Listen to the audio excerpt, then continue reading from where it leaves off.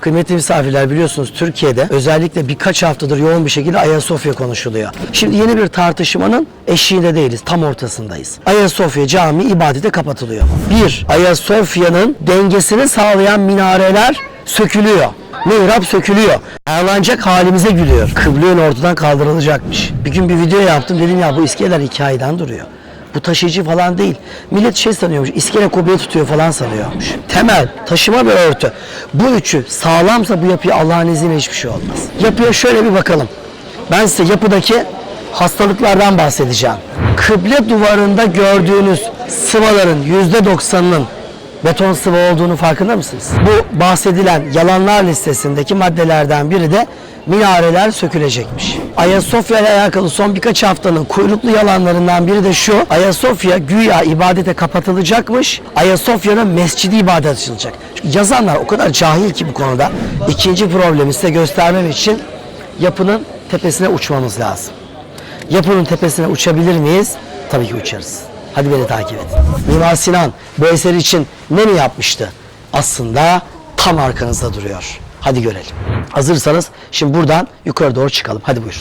Bu gördüğünüz kısım betonla sıvanmış. Görüyor musunuz? Ve içinde maalesef deniz kabukları da gözüküyor. Betonla sıvanmış. Yani bu Ayasofya yapılacak en büyük çirkinliklerden biri. Bakın parmağımı koyuyorum. Parmağımı tam bu kadar bir beton kalınlığı var burada, bunun üstünde. İkinci tabakayı da buraya koyuyorsunuz. Sonra bu iki tabakanın dudaklarını yan yana getiriyorsunuz ortada ve bir tarafa doğru büküyorsunuz. Bakın burada tam tersi, rüzgarın ve yağmurun vurduğu şekle doğru bu kez kurşun bu tarafa doğru bükülmüş. Bakın bunlar da Roma dönemi, Justinianus dönemine ait mermerler var. O 1930 sonrasındaki restorasyonda yapıyla hiç alakası olmayan içi telli camlar konulmuş. Ayasofya ibadete hiçbir zaman kapatılmayacak. Ve bu muhteşem yapı kıyamete kadar Türk İslam medeniyetinin bir emaneti olarak gelecek nesillere iletilecek.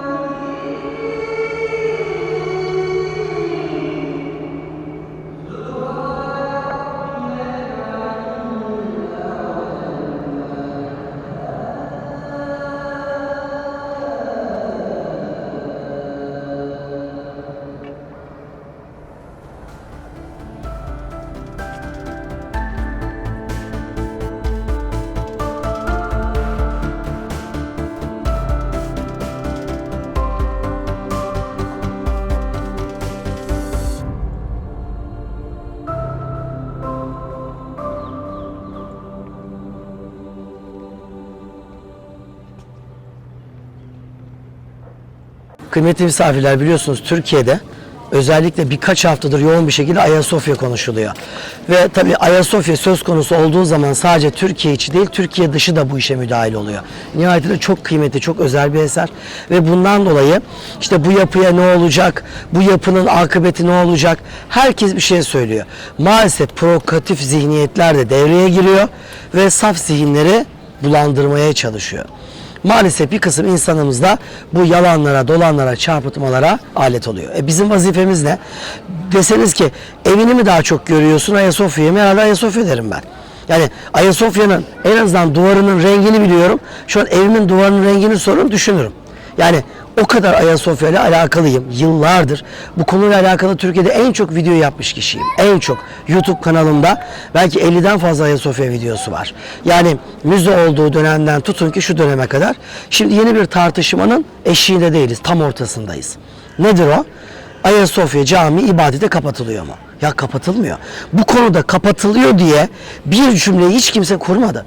Ama kurmadığı halde birilerinin cami herhalde kapatılsın istiyor ki artık nerelere yıpratmayı hayal ediyorlarsa ben inanamadım ya. Bakın Türkiye'nin farklı zihniyetlerinden insanlar, farklı bunlar. Bir araya gelmişler, oturmuşlar bir yalan yanlış maddeleme yapmışlar. Bir, Ayasofya'nın bir de dengesini sağlayan minareler sökülüyor. Yani dengesini sağlamayanlar sökülmüyormuş, dengesini sağlayanlar sökülüyormuş. Ya bu cümleyi kim kurduysa, tanıyorsanız o arkadaşı, onu bence ben Manisalıyım. Bizim Manisa'da sarı bina var. Eski akıl hastanesi. Bir götürün muayene ettirin. Yani dengesini sağlayan minare niye sökülür? Dengesini sağlayan, sökecek olan hepsini söker. Sökmeyecek olan hiçbirini sökmez. Birinci madde bu. 2. Mihrap sökülüyor. Bakın Ayasofya Camii'nin kıble yönü bu. Ortodoks Patrikhanesi'ydi. Ortodoks Patrikhanesi'nin kıble yönüne yine bu duvar. Ya ikisinin kıblesi aynı. Kıble aynı. Kıble yönü nasıl ortadan kaldırılıyor? Bana bunu bir izah eder misiniz? Kıble yönü nasıl ortadan kaldırılır? Duvarı mı yıkacaklar acaba? Duvarı yıktım o zaman kilise duvarı da gidiyor. 3 duvarla bu yapı ayakta durmaz. Ağlanacak halimize gülüyor. Kıble yönü ortadan kaldırılacakmış. Üçüncüsü, mihrap ortadan kaldırılıyormuş. Saçma sapan. Hatta bunu böyle bazı kesimler daha da dallandırmış, kiliseye döndürüleceklermiş. Ya bu yapı tarihinde hiçbir zaman Fatih'in fethinden sonra kiliseye çevrilmedi ya. En fazla müze oldu. Kiliseye kim niye çeviriyor? Lütfen. Şimdi doğrusunu söyleyelim. Bir kere Ayasofya Camii'nin restorasyona ihtiyacı var. Geçen pazar bir video yaptım. Bu video bir hafta içinde 350 bin izlendi ve altında 1500'ün üzerine yorum var. İzleyenlerin %95'i Talha Bey biz de bu propagandaları gördük, endişelendik, videonuzu izledik, doğrusunu öğrendik, içimize sindi dediler. Yorumlar orada duruyor. Ha bir kesim var ki azınlık, onlara ağzınızda kuş tutsanız, tutup minareye çıkarıp orada anlatsanız inanmayan gene inanmaz. Onlar için yapacak hiçbir şeyimiz yok. Ayasofya Camii hastalıklı bir bina. Justinianus döneminden beri hastalıklı bir bina. Bu binayı Justinianus inşa ettiriyor. İstiyoros'la Antemios'a milattan sonra 537'de 30 sene sonra bunun kubbesi çöküyor. 30 sene. Defalarca bu kubbe yenileniyor. Bir dönem kısmi olarak birçok kez çöküyor. Onun için bu bina ayakta tutmakta hep zorlanmışlar. Mimar Sinan'ın o muhteşem dokunuşu yapıyı ayakta tutmuş. Yapının kenarlarında, önlerinde bakın dev payandalar görüyorsunuz. Şu kesme taş. Bunların hepsi Mimar Sinan eseri. Dört taraftan yapıyı bu payandalarla destekliyor Mimar Sinan ve yapının kubbesinin kenarındaki duvarların ayrışmasını engelliyor, durduruyor. Ve o şekilde kalıyor. Üst galerilerde hep zaten sütunlar böyle yan olmuş V çizmiş ama Mimar Sinan onları olduğu yerde durdurmuş. O şekilde kalmış. Fakat takdir edin bu yapı 1500 yaşında ve tuğla bir eser. 1500. Yani 300-500 değil. Böyle bir ayakta tutmak çok zor. Mimar Sinan kendince müthiş şeyler yapmış ama ondan sonra kimse adam gibi dokunmamış. Öbür videomda bunları anlattım. 1. Mahmud'un tamiratı, Sultan Abdülmecit'in tamiratı. Ama bunlar yeterli olmamış. Hele Cumhuriyet Türkiye'sinde 90 yıl tamiri almışız. İçine de iskele koymuşuz. Ve bu iskelelerle sadece fresk ve ikonalarla uğraşılmış. Bakın bir yapıyı ayakta tutan nedir? İçindeki fresk midir, ikona mıdır? Bu kadar iskeleleri taşıyıcı sanıyordu millet. Bir gün bir video yaptım. Dedim ya bu iskeleler hikayeden duruyor. Bu taşıyıcı falan değil. Millet şey sanıyormuş, iskele kubbeyi tutuyor falan sanıyormuş. İskele bir restoratörü, bir inşaat ustasını yukarıya çıkarmaya yarayan bir merdivendir. Bu kadar yani. Bu yapının ayakta kalması için ne lazım? 1. Temel. 2. Örtü sistemi. 3. Taşıma sistemi. Bak, temel, taşıma ve örtü. Bu üçü sağlamsa bu yapıya Allah'ın izniyle hiçbir şey olmaz. Şimdi Cumhurbaşkanlığına bağlı bir bilim kurulu. Farklı üniversitelerden hocalar bir araya geldi. A'dan Z'ye bu yapının resmen tomografisini çektiler. Bu yapı tek tek incelendi. Daha da bitmedi. Büyük bir ihtimalle 2024'ün ocağında başlayacak. Ana restorasyon. Büyük bir ihtimalle. Ama türbeler mürbelerle bahçe restorasyonları başladı. Şu an bahçedeki 3 padişah türbesi, Sıbyan Mektebi, 1. Mahmud'un ve Sultan Abdülmecid Muvakkithanesi şu an restore ediliyor zaten. İçeri girecekler. Yani yapının dış ve iç. Peki ne yapılacak? Şöyle biraz gelin. Şimdi yapıya şöyle bir bakalım. Ben size yapıdaki hastalıklardan bahsedeceğim. Şu an Ayasofya'nın kıble duvarına bakıyorsunuz. Kıble duvarında gördüğünüz duvara bağlı sıvaların %90'ının beton sıva olduğunu farkında mısınız? Bakın tamamı. Şu gördüğünüz apsit kısmını çeviren yarım daire duvardaki betonu farkındasınız değil mi? Beton. Yani üst tarafa bakın. Justinianus döneminin tuğla nişlerinin etrafındaki hafif pembe renkli olan beton sıva, üzeri sonradan boyama olduğu gibi. Hatta bu beton sıvayı en iyi göreceğiniz yer, bakın şurada bir ağaç var. Ağacın arkasında şu pencereli, çok kareli 2 mermer sütunun arkasına bakın. Oradaki betonları görüyor musunuz? Ne durumda? Duvar evet. O beton ne durumda şu an? Görüyorsunuz değil mi? Çatlak içinde değil mi? Parça parça. İşte yapı problemli. Beton sıva yapamazsınız. 1930'lar, 40'lar, 50'ler o yıllarda dünyada bir beton sıva anlayışı vardı. Yani onu yapan insanları da 2023'ten ölümüne gömmek istemiyorum. Böyle bir anlayış da vardı. Ama yanlıştı. Biz ta Orta Asya'dan beri dünyanın en muhteşem sıvasını biliyoruz. Biz Türkler. Horasan sıva. Romalıların betonu vardır. Pantheon vardır İtalya Roma'da. İtalya Roma'daki Pantheon 40 küsur metre çapında dev bir kubbe ayakta bugün. Roma betonu. Roma betonuyla bizim Horasan sıva aslında aynı şeydir. Horasan sıva yağmur yağdı mı içine suyu alır verir, alır verir. Nefes alır ve o suyu hiçbir zaman arka plana vermez. Beton içine suyu alır, %10'unu içinde tutar, vermez. İçine tuttuğu için de kışın soğuklar geldiğinde hele sıfırın altına düştü mü hava, bünyesinde tuttuğu su donar, donduğu zaman patlar ve beton çatlar. Çatladığı zaman bitti zaten. İçine ölümüne su alır ve o su o duvardan, o örtü sisteminden, çatı kenarından nereye girer? İçeri girer. Şu an Ayasofya'nın içinde ibadet alanının 1/10 kapatıldı ziyarete. Niye? Çünkü tepeden durmadan sıva dökülüyor. O sıva niye dökülüyor?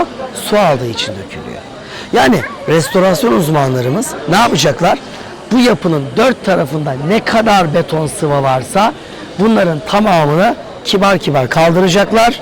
Yerine Horasan sıva yapacaklar. Justinianus döneminde Horasan sıva vardı. Ama nihayetinde 1500 yıl geçmiş. Bizimkiler o aşınan yerleri beton sıvayla dolduruverince olay bitti.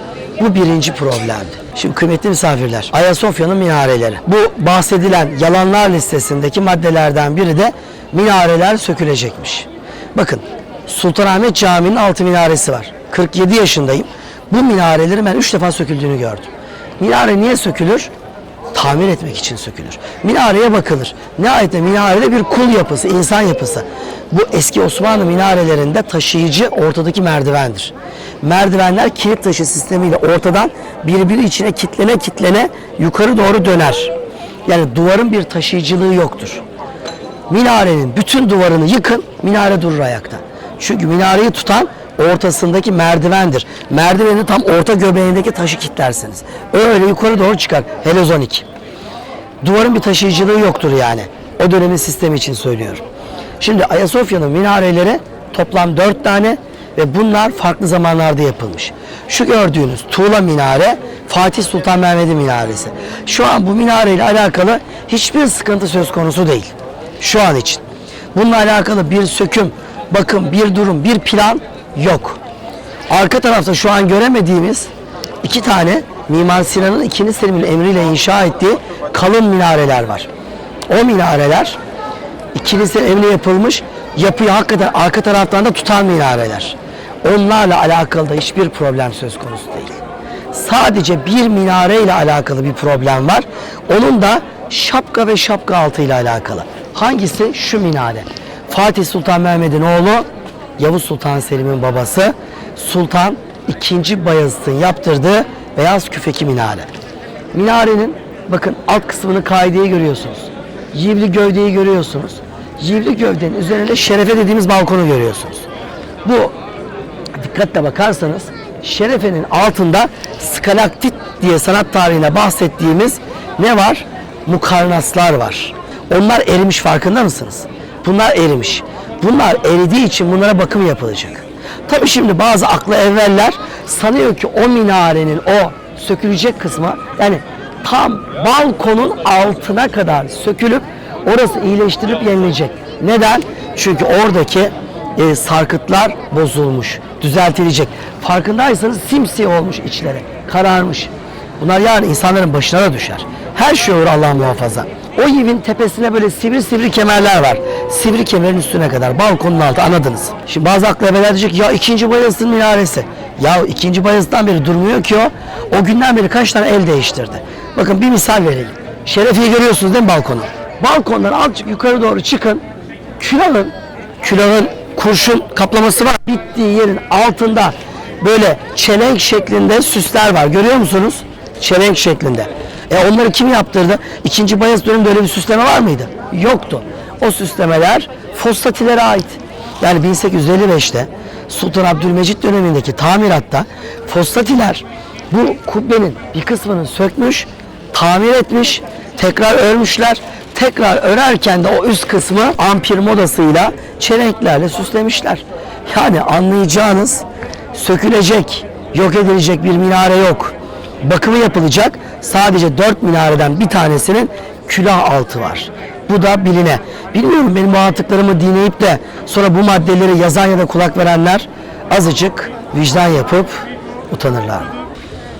Bir de bu Ayasofya ile alakalı son birkaç haftanın kuyruklu yalanlarından biri de şu: Ayasofya güya ibadete kapatılacakmış. O eski ibadet yeri açılacakmış. Hatta eski ibadet yeri demiyorlar. Ayasofya'nın mescidi ibadet açılacak. Çünkü yazanlar o kadar cahil ki bu konuda. Ayasofya'nın mescidi ne ya? Ayasofya'nın mescid diye bir şey yok. Size söyleyeyim. Onu yazana da bir değiştirin. Ayasofya'nın mescid diye kastettiklerini ne biliyor musunuz? Şu görmüş olduğunuz yapı, önümüzdeki yapı. Bu Ayasofya'nın mescid değil. 1850-55 yıllarında İtalyan mimar Fossatiler Sultan Abdülmecit'in emriyle İstanbul'da Ayasofya Camii'ni tamire aldılar. Bu tamirat sırasında Sultan Abdülmecit dedi ki, ben dedi camiye cuma namazı için girip çıkarken abdestimi rahat almak, camiye böyle rahat girmek için böyle bir dinlenme alanı istiyorum dedi. Biz bunlara yabancı değiliz. Anadolu'da, İstanbul'da padişahların inşa ettiği ve padişahların cuma namazına geldiği bir takım camiler vardır. O camilerde ne vardır? Hünkâr mahfili vardır. Padişah hünkâr mahfillerine dışarıdan bir merdivenden, bir koridordan girer. Ona da hünkâr kasrı denir. Mesela Emirgan'daki Hamide Evvel Camii ya da Beylerbeyi'ndeki Hamide Evvel Camii ya da Nur Osmaniye 1. Mahmud'un gibi size onlarca İstanbul'da tarihi Selahattin Sultan Camisi sunarım. Hepsinin içinde bir hünkâr mahfili var. Fatih, Süleymaniye, bunları saymıyorum bile. Ve padişah bir rampadan hünkâr mahfiline girer. Hünkâr kasrından. Orada abdestini alır, hazırlanır. Sultan Abdülmecit şu gördüğünüz binayı Fossatilere yaptırıyor. Kapıda tuğrası var. Bu mescit falan değil. İçeriye girin. Aslında açıktı burası 2 yıl öncesine kadar. Neden açıktı? Bakın Turgut Özal çok istedi burayı ibadete açmak. Gücü yetmedi. Seçmenine açmak istiyorum dedi. Açamadı. Açamayınca ne yaptı? Sözümü tutamıyorum. Bari bir nebze niyetim belli edeyim dedi. Bunu açtı. Yani burayı ibadete açtı.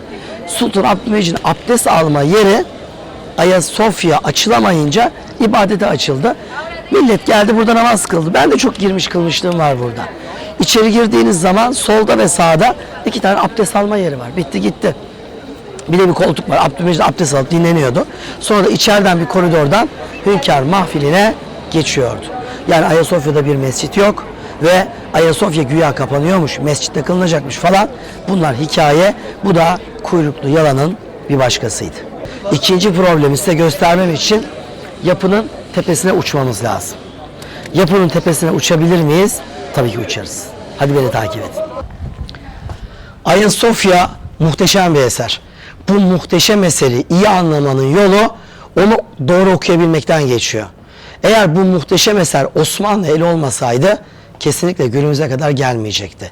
gelemeyecekti. Özellikle 2. Selim'in emriyle Mimar Sinan'ın dokunuşu. Öyle bir dokundu ki Mimar Sinan bu esere resmen 5 asırlık bir hayat üfledi. İşte Mimar Sinan'ın bu esere nasıl dokunduğunu bilirsek, ne kadar doğru dokunduğunu anlayabilirsek bu esere Mimar Sinan gibi bizler de hayat olabiliriz. Mimar Sinan bu eser için ne mi yapmıştı? Aslında tam arkanızda duruyor. Hadi görelim. Arkamdaki bu devasa yapıyı görüyor musunuz? Kaç katlı apartman boyunda bu yapı aslında bir Mimar Sinan şaheseri. 1566 yılı Kanuni Sultan Süleyman vefat etti. Ayasofya sancılıydı. Duvarları çatlamaya başlamıştı. 2. Selim Mimar Sinan'ı çağırdı.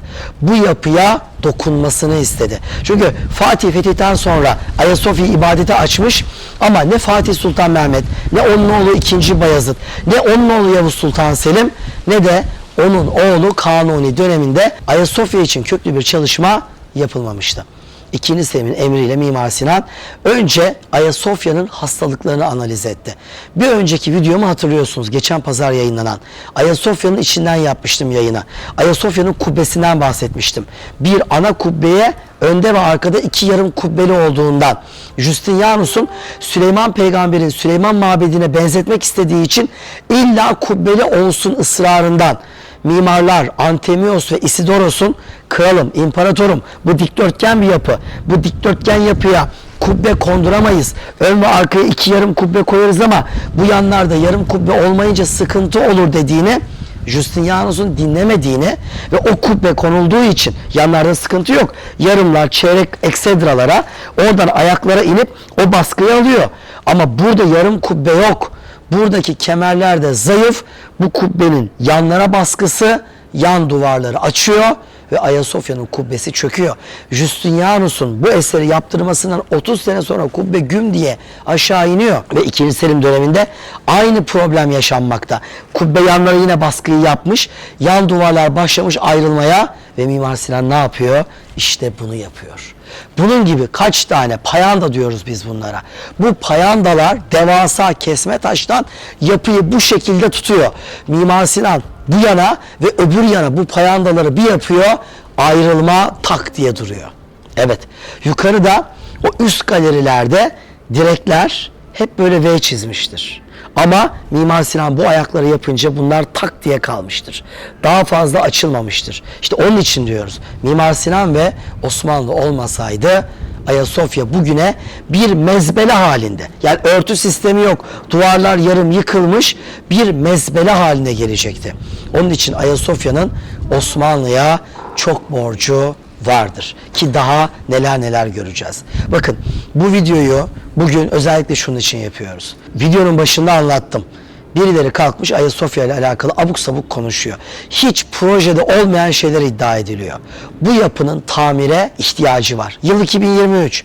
Yeni mi aklımıza geldi? Hayır. Bu yapının 30 sene evvel de tamire ihtiyacı vardı. Bu yapının 1930 yılında yine tamire ihtiyacı vardı. Maalesef 1930'dan sonra yapı ibadete kapatıldığında çok yorgun, çok sıkıntılı tamir edelim denildiğinde bu yapının maalesef temelleriyle, taşıma sistemleriyle ve örtü sistemiyle değil, fresk ve ikonalarıyla, bir de üstüne üstlük bu yapıya hiç olmaması gereken beton sıvalarla ağırlık yüklendi. İşte bunların hepsini bugün sizlere göstermeye çalışacağım. Ha bir şey daha. Mimar Sinan'ın büyüklüğünü görüyor musunuz? Bu ne? Bu gördüğünüz Justinianus döneminden kalma Ayasofya'nın payandası. Düzgün tutmuyor ve vazifesini iyi yapamıyor. Yetersiz. Mimar Sinan bu devasa payandayı yaparken ne yapabilirdi? Bunu tıraşlayabilirdi, yok edebilirdi, hiç göstermeyebilirdi. Hayır. Büyük sanatçılar bir eseri inşa ederken kendi yaptığını yapar ama ondan önceki yapılarına da saygı duyar. İlla ki gösterir. İznik Ayasofya'sına gidin. O da yıkılıyordu. Mimar Sinan olmasaydı. Mimar Sinan içine ne yaptı? Özel kemer attı. O kemerleri bizzat orijinal Ayasofya'nın tuğla duvar örgü sisteminin aynısı şeklinde yaptı. İbaz Efendi Camii nasıl yaptı? Eyüp Sultan'ın tepesi, Ayvansaray tepesine Roma surlarındaki örgü sisteminin aynısıyla yaptı. Evet, öncekine Gerçek sanatçı bir şey yaparken öncekine saygı duyar, onu yok etmez. Alıp sanatı içine göstermesini bilir. İşte Mimar Sinan bütün güzelliğiyle karşımıza duruyor. Hazırsanız şimdi buradan yukarı doğru çıkalım. Hadi buyurun. Evet.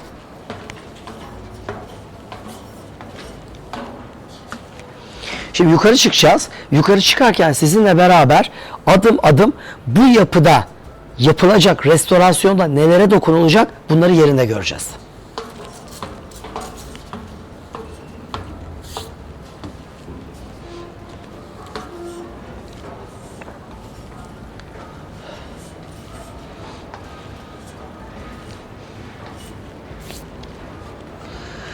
Bakın görüyor musunuz? Buraya Justinianus döneminde Isidoros ve Antemios 3 tane pencere atmış. Şurada bir küçük pencere, burada bir büyük pencere, burada yine bir küçük pencere. Siz buraya bir pencere attığınız zaman yukarıda bir ağırlık var. Yani çok büyük bir kubbe baskısı var. O baskıyı bir şekilde tolere etmezseniz bu camlar çatır çatır kırılır durmaz. Araya ne atılmış? Gizli bir kemer atılmış. Gördünüz mü? Bu gizli kemer yukarıdan gelen bütün baskıyı yan ayaklara veriyor ve bu camların sapasağlam kalmasını sağlıyor. Yani camların üzerine yük binmiyor. Ama tabii burada bir problem var. Camların bakın kenarları mermer. Bu mermerler orijinal. Mermerin kenarına atılan sıvalar problemli olduğu için yapıda çatlamalar meydana getirmiş.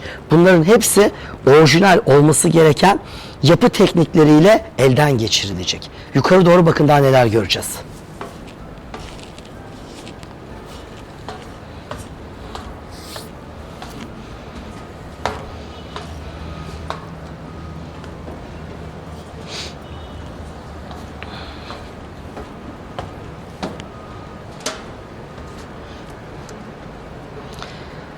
Tabii yukarı doğru çıkarken insanın gözüne takılan çok hoş detaylar var. Bakın yapının dış cephesi burası ya. Kıble bu taraf. Kıbleye doğru sol cephe. Ve burada bir haç var. Osmanlı bu dış cephe haçlarını, içeride de var kenarlarda, hiç ellememiş. Yani benim ibadetime zarar veriyor mu? Hayır, vermiyor. Dış cephede duruyor. O zaman kalsın demiş, ellememiş. Ve bunları burada bu şekilde muhafaza etmiş. Yani Osmanlı'la alakalı bir takım sıkıntıları kendilerince görmeye çalışanlar bu muhteşem hoşgörü detaylarında kesinlikle görmeliler, görebilmeliler. Mesela bakın şu kenarlarda görüyor musunuz beton sıvaları? Üzeri kırmızı boyanmış. Hani tuğla renge benzetilmiş. Bunlar beton sıva. Farkında mısınız? Bakın hepsi çatlamış. Bunların yapıdan acilen arındırılması gerekiyor. Şu gördüğünüz beton sıvaları. Evet, yukarılara doğru çıktıkça tabii manzara daha bir muhteşemleşiyor. Soğukçeşme Sokağı'nı çok daha net görüyoruz. Fatih Sultan Mehmet'in Surü Sultanesi daha net gözükmeye başladı. Aya İrini'nin kubbesi gözükmeye başladı. Bakın işte bahsettiğim bunlar işte. Görüyor musunuz? Bakın gelin. Hani soruyorlar ya, bu ara bazıları meraktan soruyor, bazıları da kötü niyetle. Bu yapı 2,5 sene evvel ibadete açıldı. İbadete açılmasını birileri hazmedemedi. Rahatsız oldu. Onun için bir arıza arıyorlar. Bir arıza, sıkıntı bulalım da bunu buna mal edelim. Bunun bahanesi yapalım diye. Bu yapı zaten hastalıklı bir yapı. 2,5 sene evvelsine kadar müzeydi. Müzeyken gelenler bilirler ki ben bir rehber olarak 2,5 sene öncesi müzeyken gene 15 günde bir buradaydım. Üst galerilerde bir sürü yer ziyarete kapalıydı. Ayak basılmasın diye çevriliydi. Yani o zaman da bu yapıda bir takım denge problemleri vardı. O zaman da sağında solunda devamlı sıvalar dökülüyordu. Neden dökülüyor sanıyorsunuz? Bakın bundan. Şimdi burada bir kemer görüyoruz. Şu gördüğünüz kemerin içi tamamen beton sıvayla doldurulmuş. Görüyor musunuz? Bakın görüyorsunuz değil mi? Şu kiremitlerin araları tamamen beton sıva yapılmış. Ve beton sıva yapılırken içinde kullanılan malzemeyi gördünüz mü? İçinde deniz kumu kullanılmış. Yani ya sıvanın tadına bakılır mı? Evet, bakılır. Biz bakıyoruz. Sıvanın tadına bakıyorsun, tuz var içerisinde. Deniz kabuğu var. Deniz kabuklu kum. Aynen Kız Kulesi'nde olduğu gibi. Ne olmuş? Hepsi çatlamış. Horasan kullanmazsanız çatlar. Gördünüz mü? Bakın şunları gördünüz mü? Hepsi çatlamış. Bunların hepsi buralara iskele kurulacak. Tek tek temizlenecek. Horasan'la orijinalinin birebir aynısıyla doldurulacak ve bu yapının ömrüne ömür katılacak. Bu çatlakların içine yağmur yağdığı zaman ne yapar? İçine girer ve arkasına geçer. Yani bunları anlatmaya çalışıyoruz. Bakın şunları görüyorsunuz değil mi? Ya beton sıva. Bu yapılır mı? Ama yapılmış. Şu gördüğünüz beton sıvalar. Evet, biraz daha çıkalım yukarı.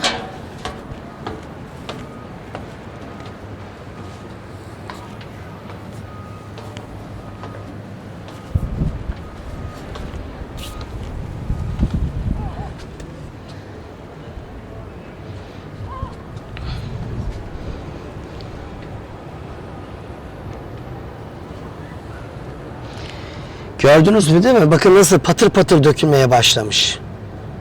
Buralarda görüyorsunuz.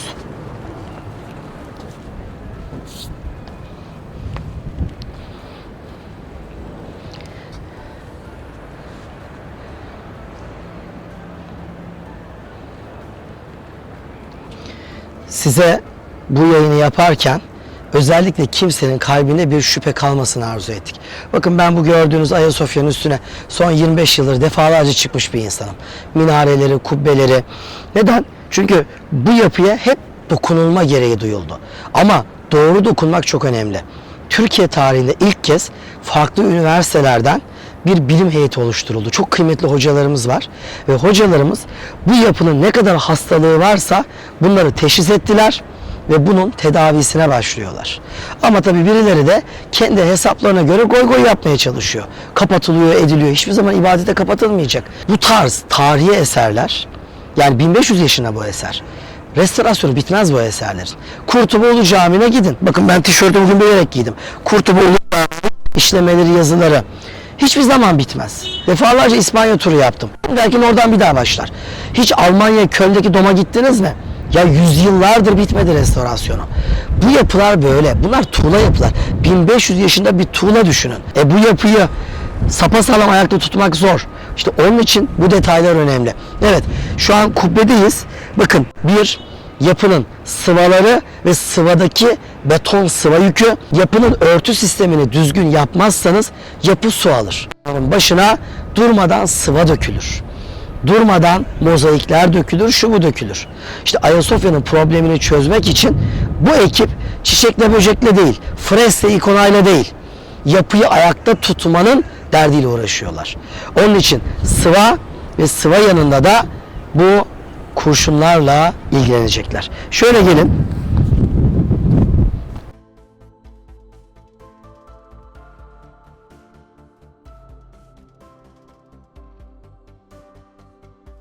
Bu görmüş olduğunuz duvar sanat tarihinde bizim timpanon, kalkan duvarı dediğimiz duvar, timpanon. Bakın Ayasofya ile Mimar Sinan'ın aslında bir rekabeti de vardır. Tezkiretül Bünyan ve Tezkiretül Ebniye adlı kitabında Mimar Sinan gayrimüslimler deyiyorlarmış ki Müslümanlara galebemiz vardır. Bizim Ayasofya'mızın kubbesinden büyüğünü yapamadılar.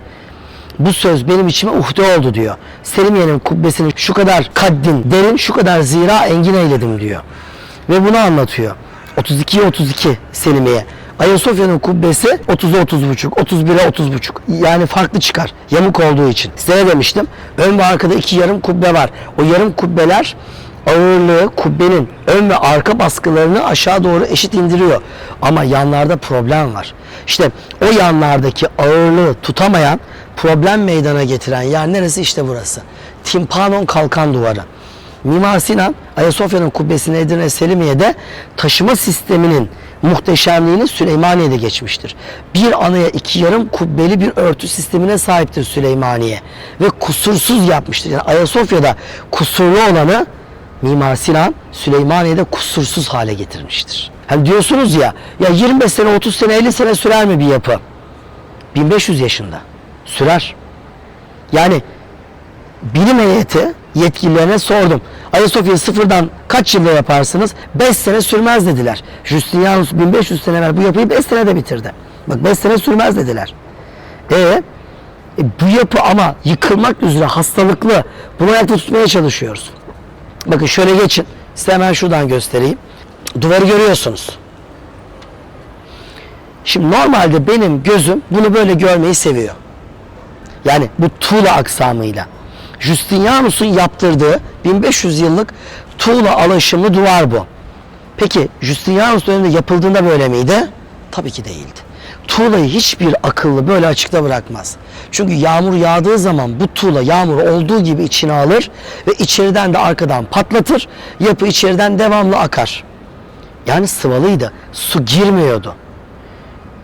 Sonra ne oldu? Sonradan bu sıvalar söküldü, bu halde bırakıldı. Hoşumuza gidiyor. Doğru, benim de hoşuma gidiyor. Buna harabe estetiği diyoruz. Bir yapıyı böyle gıcır gıcır görünce rahatsızız. Ama harabe gibi görünce hoşumuza gidiyor. Eski hali. Vay bu çok eski falan diyoruz. O zaman ne yapacağız? Justinianus dönemindeki haline getireceğiz. Burayı normalde beton sıvayla çevirmişler.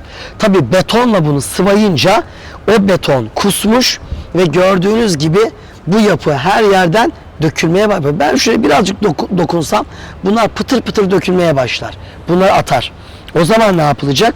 Bu yapı Horasan'la sıvanacak ve yapının nefes alması sağlanacak. Horasan'la beton sıvı arasındaki fark nedir? Onu da anlatacağım. Bakın. Bu gördüğünüz kısım betonla sıvanmış. Görüyor musunuz? Ve içinde maalesef deniz kabukları da gözüküyor. Betonla sıvanmış. Yani bu Ayasofya yapılacak en büyük çirkinliklerden biri.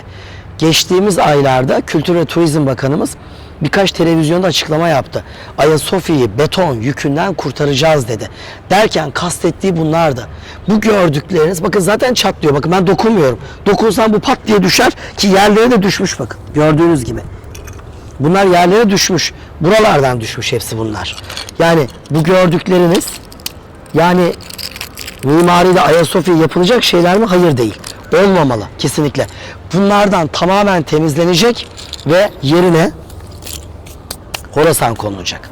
Horasan içine su alır mı? Alır. Ama verir. Alır verir. Alır verir. İçine hiçbir zaman su tutmaz. Horasan bizim eski Türklerin o meşhur sıvasıdır. Orta Asya'dan beri bildiğimiz. Romalılar da aynı Horasan'ı biliyordu ama Romalılar buna Roma betonu diyorlardı. Peki bu ne yapar? Bu içine suyu alır, içine tutar. Vermez. Kışın ne olur?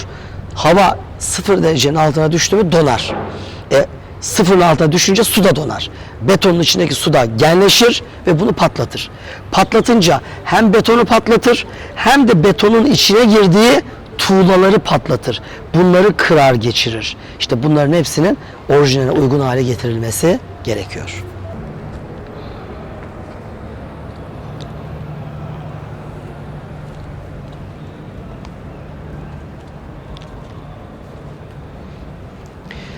Arkamızda timpanon kalkan duvarı var ve bu kalkan duvarı zamanında yani 1930'lardan sonra başlayan bir tamirat var. 40'lara kadar sürmüş, bir ara verilmiş, 60'larda bir daha yapılmış. Şimdi o dönemlerde beton sıva geleneği var. Dünyanın birçok yerinde bu yapılıyor. Ama şu an günümüzde biliyoruz ki beton sıva bir binayı değil tamir etmek, güçlendirmek, binayı yıkma işine yarıyor. İşte onun için Ayasofya'nın acilen bu betonlardan arındırılması lazım. Bak görüyor musunuz? Şunların tamamı beton sıva. Yani şu gördükleriniz, bunların tamamı, bunların hiçbiri Justinianus'ta yoktu. Bakın gelin, zaten restorasyon ekibi bunların hepsini yoklamışlar. Bakın altındaki orijinal duvarı çıkarmışlar.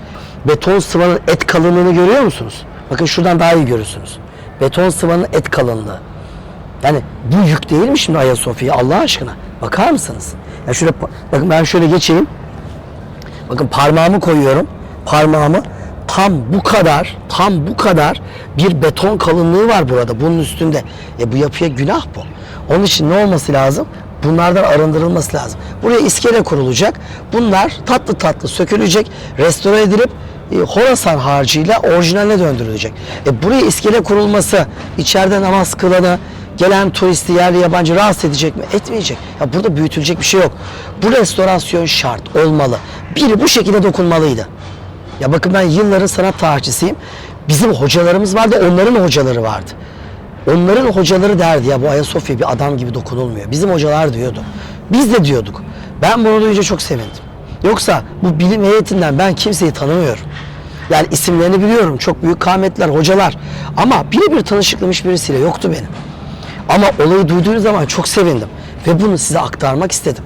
Hatta şu son bir haftadır özel bir ekibin hazırladığı o yalanlar listesini görünce ve bunun halkta böyle bir makis bulduğunu görünce dedim ki bir dakika ya, ben bunu yerinde anlatmak zorundayım. Ve onun için bunları size göstermek arzu ettim. Bakın şurayı görüyor musunuz? Orijinal duvar burada ve üzerinde bahsettiğim kalınlıkta beton sıva yapılmış. Ve tabi otomatikman bu da ne yapıyor? Yapıyı bozuyor. Bakın hep çatlatmış içlerini, gördünüz mü? O zaman ne olacak? Buradan içeri girecek ve alttan akıtacak, bozacak ve yapının sıvalarının patır patır dökülmesine sebep olacak. Şimdi kurşunları konuşalım.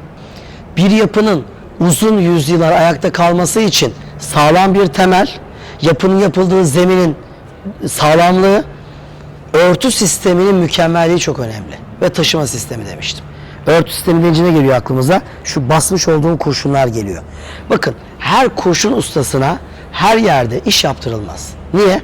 Kurşun ustasının o işi yaptığı bölgeyi, oranın iklimini, hatta rüzgarın nereden estiğini çok iyi bilmesi lazım. Şimdi burada şu kurşun kaplamada doğru yapılmış işler var, yanlış yapılmış işler var. İstanbul'un rüzgarı nereden vurur? Buradan vurur. Tam karşıdan. İstanbul'un meşhur bir lodosu vardır. Rüzgar buradan vurduğu için lodosu, yağmur yağdığı zaman da yağmur da buradan vurur. Bir kurşun ustası bunu bilir. Mesela kurşunda bakın, tabakayı buraya koyuyorsunuz. İkinci tabakayı da buraya koyuyorsunuz. Sonra bu iki tabakanın dudaklarını yan yana getiriyorsunuz ortada ve bir tarafa doğru büküyorsunuz. Buna kurşunun fitili denilir sanat tarihinde. Ve bükülür. Bakın, bükme burada ne tarafa doğru yapılmış? Bu tarafa doğru yapılmış. Doğru mu? Doğru. Çünkü rüzgar ve yağmur buradan vuracağı için buradan bu tarafa doğru vuracak. Böyle vurduğunda buradan buraya geçecek. Hatta çok doğru bir şekilde dudaklar da kilitlenmiş. Gördünüz mü?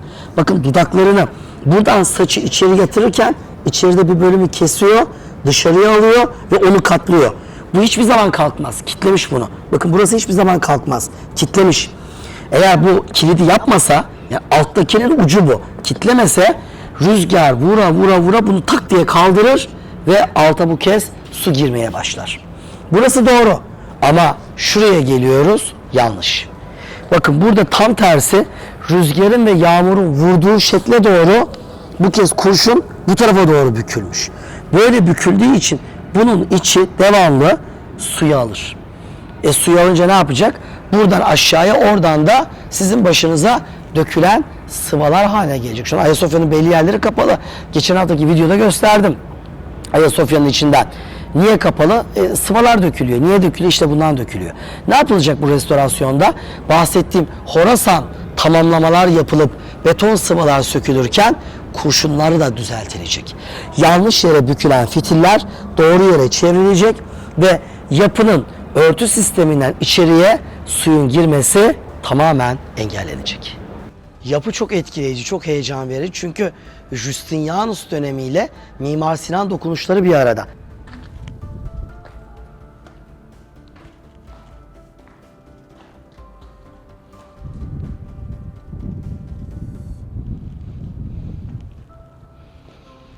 Bakın, burada Justinianus döneminde 1500 sene evvel bu restorasyon yapılırken buraya iskele kurmuşlar, buraya kalıp çakmışlar. Çaktıkları kalıpların tahtalarının izleri duruyor, görüyor musunuz? Tahtaların izleri duruyor. Yani bunu size niye gösteriyorum?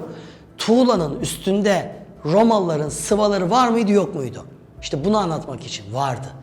O tuğla aksamlı kemer, bu ne? Bir beşik tonoz bu. Bu beşik tonozu nasıl yapıyor adam? Burada bir iskele kuruyor, üstüne bir beşik tonoz kalıp çakıyor.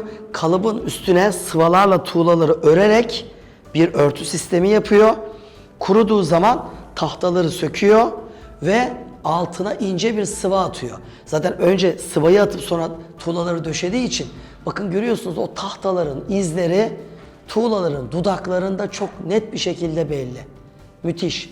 Buradan da Romalıların eserlerinde tuğlanın dudaklarını sıvadıklarını görebiliyoruz. Şimdi yapının bu cephesine geçelim.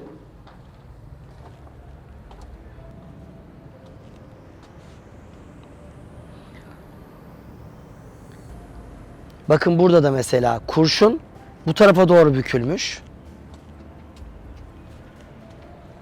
Bahsettiğimiz beton sıvalar yapının dört bir yanını kaplamakta ve tabii çok büyük bir ağırlık oluşturmakta.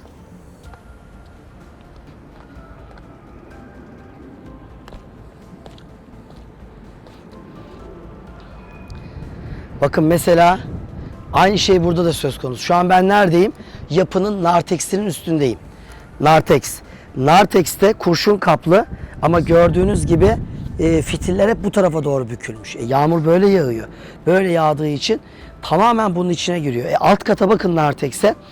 Nartekste sıvalar hep dökülmüş. Sebep işte bundan kaynaklı. Bundan dolayı bunların hep büklümleri terse çevrilecek. Çok ince bir konu. Yani konuyu bilmeyen burada 1000 kişiyi gezdirirseniz der ki ya sapasağlam çok güzel hiçbir sıkıntı yok. Ama işi bilen üstadlar anında problemi görüyorlar ve çözüm yollarını sunuyorlar. Gördünüz mü fitilleri? Hepsi bu tarafa doğru bakıyor. Yağmur böyle iniyor aşağı. Ondan dolayı buraların düzeltilmesi gerekiyor. Şu an sizinle beraber Ayasofya Camii'nin kıblenin tam ters tarafındayız. Biliyorsunuz kıble genelde güneye doğru bakar. Yani bunun tam ters istikameti caminin kuzey cephesinde bulunuyoruz. Ve yapının üzerinde bulunan, bakın bunlar da Roma dönemi, Justinianus dönemine ait mermerler var. Sütunlar, sütun başlıkları ama o 1930 sonrasındaki restorasyonda yapıya beton aksam karıştırıldığı gibi bir de yapıyla hiç alakası olmayan içi telli camlar konulmuş. Görüyor musunuz? Ya bir de bu camlar da birbirinin aynısı değil. Bakın bu cam başka, bu cam başka. Gördünüz mü? Öbürü başka. Aralarda çiviler var. Gördüğünüz gibi. Beton aksamı görüyorsunuz değil mi? Tamamıyla. Ve beton ne yapıyor? İçine aldığı suyu dışarıya vermeyip içine tuttuğu için bir kısmını soğukla beraber donuyor ve tutuyor. Mermeri de çatlatıyor. Bakın gördünüz mü çatlakları? Yani şimdi bu arada Justinianus döneminin mermeri var ve o mermer de çatlamış. Böylece yapı problemli bir hale gelmiş. Gelin böyle. Bakın mermerlerin çatlaklarını görüyor musunuz? Şimdi bunlar hep problem. Bak, arasına silikon atılmış. Bunlar bundan yıllar öncesi yapılmış bir takım yanlışlar. Bunların hepsinden bu yapı arındırılmak zorunda. Ya paslı çivi kanser demektir. Bu paslı çivi bunun içine bak mermere çakılmış bu mermere. Bu mermeri patlatır, yok eder. Bu sıkıntılardan Ayasofya arındırılacak. Bu da bununla alakalı olacak. Ya ben böyle bir video yapma hayalim yoktu. Beni biliyorsunuz.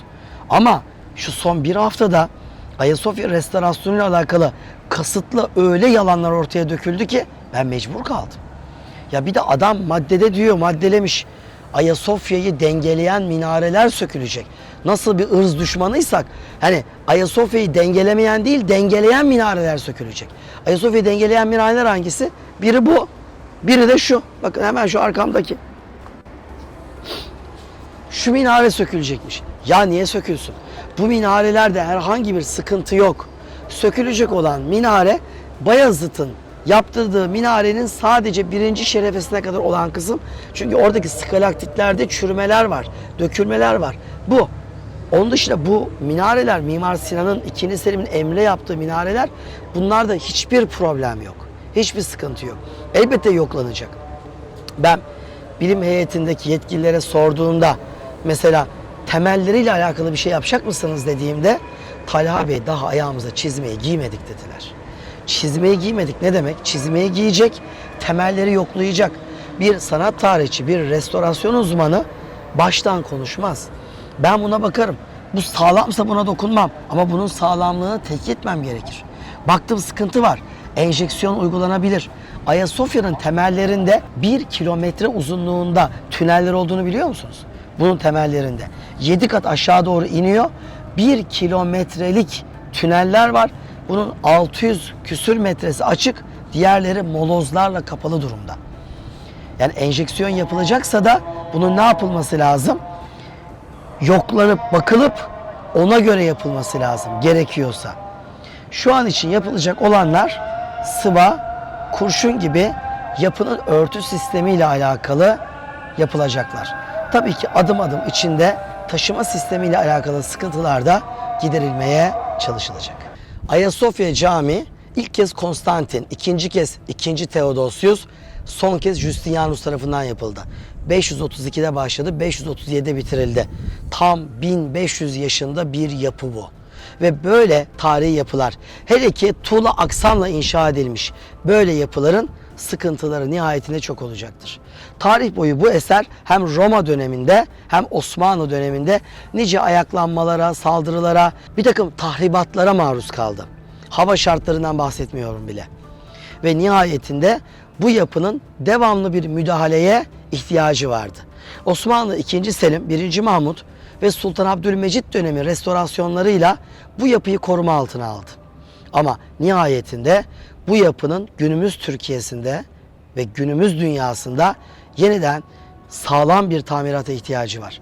Ama freskleriyle, ikonalarıyla değil. Bu kez temelleriyle, taşıma sistemiyle ve örtü sistemiyle ele alınması gerekiyor. Şu an Türkiye'de yönetim böyle bir karar aldı. Çok kalifiye bir ekip oluşturuldu ve bu ekip samimi bir şekilde bu yapıya ihtiyacı olan her şeyiyle dokunacak ve bu yapıyı asırlar sonrasında iletmeye çalışacak. Ayasofya ibadete hiçbir zaman kapatılmayacak. Ve bu muhteşem yapı kıyamete kadar Türk İslam medeniyetinin bir emaneti olarak gelecek nesillere iletilecek. Bu konuda kimsenin şek ve şüphesi olmasın.